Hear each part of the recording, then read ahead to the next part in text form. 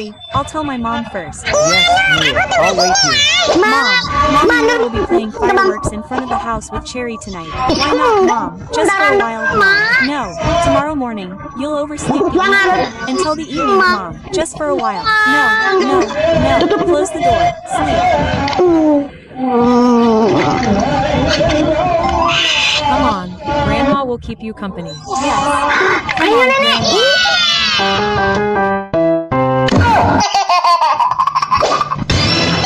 Where are you going, Noor? This kid is really with his grandmother. But let him play in front of the house. Mom will join in the fireworks.